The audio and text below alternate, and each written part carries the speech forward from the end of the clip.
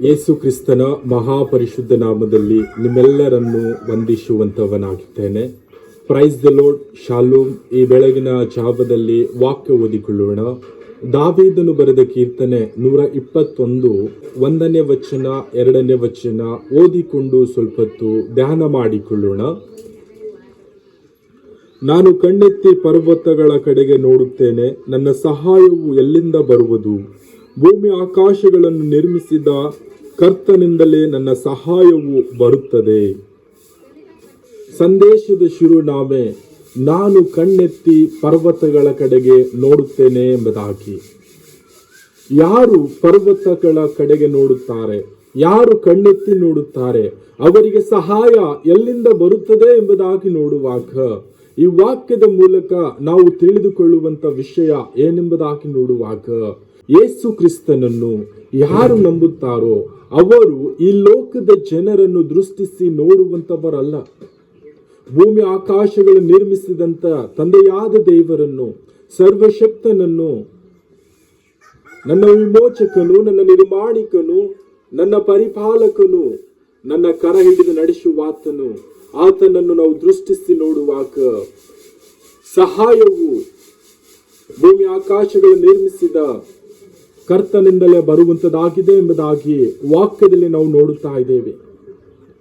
ಕರ್ತನಲ್ಲಿ ಪ್ರೀತಿಯುಳ್ಳ ದೈವ ಜನರೇ, ಪ್ರೀತಿಯ ಸಹೋದರ ಸಹೋದರಿಯರೇ, ತಂದೆ ತಾಯಿಗಳೇ, ನಾವು ಈ ಒಂದು ದಿನದಲ್ಲಿ ಲೋಕದಲ್ಲಿ ಜೀವಿಸುವಾಗ ನಮಗೆ ಏನಾದರೂ ಸಹಾಯ ಬೇಕಾದರೆ ನಾವು ಎಲ್ಲಿ ನೋಡುತ್ತಾ ಇದ್ದೇವೆ? ಯಾರ ಬಳಿಯಲ್ಲಿ ನಾವು ದೃಷ್ಟಿಸುತ್ತಾ ಇದ್ದೇವೆ? ನಮ್ಮನ್ನೇ ನಾವು ಪರೀಕ್ಷೆ ಮಾಡಿಕೊಳ್ಳೋಣ. ನಾನು ಕಣ್ಣೆತ್ತಿ ಪರ್ವತಗಳ ಕಡೆಗೆ ನೋಡುತ್ತೇನೆ, ನನ್ನ ಸಹಾಯವು ಎಲ್ಲಿಂದ ಬರುತ್ತದೆ? ಭೂಮಿ ಆಕಾಶಗಳು ನಿರ್ಮಿಸಿದ ಯೆಹೋವನಿಂದಲೇ ನನ್ನ ಸಹಾಯ ಬರುತ್ತದೆ ಎಂಬುದಾಗಿ ವಾಕ್ಯದಲ್ಲಿ ನೋಡುತ್ತಾ ಇದ್ದೇವೆ. ಈ ವಾಕ್ಯ ನಾವು ಅನೇಕ ಬಾರಿ ಓದಿದ್ದೇವೆ, ಈ ವಾಕ್ಯ ಅನೇಕ ಬಾರಿ ನಾವು ತಿಳಿದುಕೊಂಡಿದ್ದೇವೆ. ಆದಾಗಲೂ ನಮಗೆ ಸಹಾಯ ಬೇಕಾದಾಗ ನಾವು ಈ ಲೋಕದ ಜನರನ್ನು ದೃಷ್ಟಿಸಿ ನೋಡುತ್ತಾ, ಈ ಲೋಕದ ಜನರ ಮುಂದೆ ನಾವು ಕೈ ಚಾಚುತ್ತಾ, ನನಗೆ ಸಹಾಯ ಮಾಡು, ನಾನು ಕಷ್ಟದಲ್ಲಿದ್ದೇನೆ, ದುಃಖದಲ್ಲಿದ್ದೇನೆ, ನಾನು ಕಣ್ಣೀರಿನಲ್ಲಿದ್ದೇನೆ, ನಾನು ನೋವಿನಲ್ಲಿದ್ದೇನೆ, ನನಗೆ ಸಹಾಯ ಮಾಡುವವರು ಯಾರು ಇಲ್ಲ, ನನಗೆ ಸಹಾಯ ಮಾಡು ಎಂಬುದಾಗಿ ನಾವು ಅನೇಕ ಸ್ನೇಹಿತರ ಬಳಿಯಲ್ಲಿ, ಸಂಬಂಧಿಕರ ಬಳಿಯಲ್ಲಿ, ತಂದೆ ತಾಯಿ ಬಳಿಯಲ್ಲಿ, ಅಣ್ಣ ತಮ್ಮಂದಿರ ಬಳಿಯಲ್ಲಿ ಸಹಾಯ ಕೇಳುವಂತವರಾಗಿದ್ದೇವೆ. ವಾಕ್ಯ ಸ್ಪಷ್ಟವಾಗಿ ಹೇಳುತ್ತಾ ಇದೆ, ನನ್ನ ಸಹಾಯವು ಎಲ್ಲಿಂದ ಬರುತ್ತದೆ? ನಾನು ಕಣ್ಣೆತ್ತಿ ಪರ್ವತಗಳ ಕಡೆಗೆ ನೋಡುತ್ತೇನೆ, ಭೂಮಿ ಆಕಾಶಗಳ ನಿರ್ಮಿಸಿದ ಆತನಿಂದಲೇ ನನ್ನ ಸಹಾಯವು ಬರುತ್ತದೆ ಎಂಬುದಾಗಿ ವಾಕ್ಯದಲ್ಲಿ ಹೇಳ್ತಾ ಇದೆ. ನೀವು ಕಣ್ಣೆತ್ತಿ ಪರ್ವತಗಳ ಕಡೆಗೆ ನೋಡುತ್ತಾ ಇದ್ದೇವಾ? ನಾವು ಸಹಾಯ ಕೇಳುತ್ತಾ ಇದ್ದೇವಾ? ನಾವು ಸಹಾಯ ಕೇಳುವುದಾದರೆ ತಂದೆಯಾದ ದೇವರು, ನನ್ನ ಮಗನು ನನ್ನ ಮಗಳು ನನ್ನನ್ನು ದೃಷ್ಟಿಸಿ ನೋಡುತ್ತಾ ಇದ್ದಾರೆ, ಅವರಿಗೆ ನಾನು ಸಹಾಯ ಮಾಡುತ್ತೇನೆ, ಅವರ ಅವಶ್ಯಕತೆಗಳನ್ನು ನಾನು ನೀಗಿಸುತ್ತೇನೆ ಎಂಬುದಾಗಿ ಯೇಸು ಕ್ರಿಸ್ತನು ನಮಗೆ ಸಹಾಯ ಮಾಡುವಂತವನಾಗಿದ್ದಾನೆ. ಈ ಒಂದು ದಿನದಲ್ಲಿ ನಮ್ಮನ್ನೇ ನಾವು ಪರೀಕ್ಷೆ ಮಾಡಿಕೊಳ್ಳೋಣ.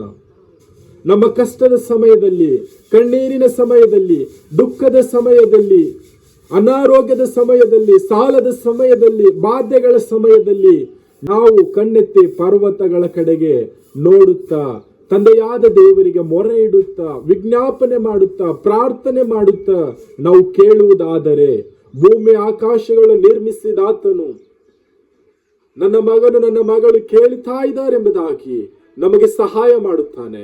ನಮ್ಮೆಲ್ಲ ಅಗತ್ಯತೆಗಳು ಪೂರೈಸಿ ನಮ್ಮನ್ನು ನಡೆಸುವಂತವನಾಗಿದ್ದಾನೆ. ಈ ಒಂದು ಸುಂದರ ಸಮಯವಾಗಿದೆ. ವಾಕ್ಯವನ್ನು ನಾವು ತಿಳಿದುಕೊಳ್ಳುವುದಕ್ಕಿಂತ ಮೊದಲಿನ ಜೀವಿತದಲ್ಲಿ ನಾವು ಲೋಕದ ಜನರನ್ನು ದೃಷ್ಟಿಸುತ್ತಾ, ಲೋಕದ ಜನರಲ್ಲಿ ನಾವು ಸಹಾಯ ಕೇಳುತ್ತಾ ಜೀವಿಸುತ್ತಾ ಇರುವುದಾದರೆ, ಈ ಒಂದು ದಿನದಲ್ಲಿ ಈ ವಾಕ್ಯವನ್ನು ನಾವು ಕಲಿತುಕೊಂಡಿದ್ದೇವೆ. ನಮ್ಮ ಸಹಾಯವು ಭೂಮಿ ಆಕಾಶಗಳು ನಿರ್ಮಿಸಿದ ತಂದೆಯಾದ ದೇವರಿಂದಲೇ ಬರುತ್ತದೆ ಎಂಬುದಾಗಿ ನಾವು ಕಣ್ಣುಗಳನ್ನೆತ್ತಿ ಪರ್ವತಗಳ ನೋಡುತ್ತಾ, ನಾವು ಪ್ರಾರ್ಥನೆ ವಿಜ್ಞಾಪನೆಗಳು ಮಾಡುತ್ತಾ, ನಮ್ಮ ಸೃಷ್ಟಿಕರ್ತನಲ್ಲಿ ನಾವು ಸಹಾಯವನ್ನು ಹೊಂದಿಕೊಂಡು ನಮ್ಮ ಅಗತ್ಯತೆಗಳನ್ನು ಪೂರೈಸಿಕೊಂಡು ಈ ಲೋಕದಲ್ಲಿ ನಾವು ಜೀವಿಸುವಂತವರಾಗೋಣ. ಒಂದು ವೇಳೆ ಈ ಲೋಕದ ಜನರು ನಮಗೆ ಸಹಾಯ ಮಾಡುವುದಾದರೆ, ಈ ಲೋಕದ ಜನರು ನಮ್ಮನ್ನು ಅವರು ಸಂತೈಸುವುದಾದರೆ ಅದು ಕ್ಷಣ ಮಾತ್ರವಾಗಿ, ಅವರು ಕೊಟ್ಟಂತದನ್ನು ಮತ್ತೆ ಮರಳಿ ಕೇಳುವಂತವರಾಗಿದ್ದಾರೆ. ಆದರೆ ನನ್ನ ದೇವರು ಸರ್ವಶಕ್ತನು, ಭೂಮಿ ಆಕಾಶಗಳ ಒಡೆಯನು. ಆತನು ನಮ್ಮ ವಿಷಯವಾಗಿ ನನ್ನ ಮಗಳು ನನ್ನ ಮಗನು ಎಂಬುದಾಗಿ ನಮಗೆ ಕೊಡುವಾಗ ಆತನು ಹಿಂದಿರುಗಿ ಕೇಳುವಂತವನಲ್ಲ. ನಾವು ಏನನ್ನು ಕೇಳುತ್ತೇವೋ ನಮ್ಮ ಎಲ್ಲ ಅಗತ್ಯತೆಗಳನ್ನು ಆತನು ನೆರವೇರಿಸುತ್ತಾನೆ, ದಯಪಾಲಿಸುತ್ತಾನೆ, ನಮ್ಮನ್ನು ಅಭಿವೃದ್ಧಿಯಾಗಿ ಜೀವಿಸುವಂತೆ ಮಾಡುತ್ತಾನೆ.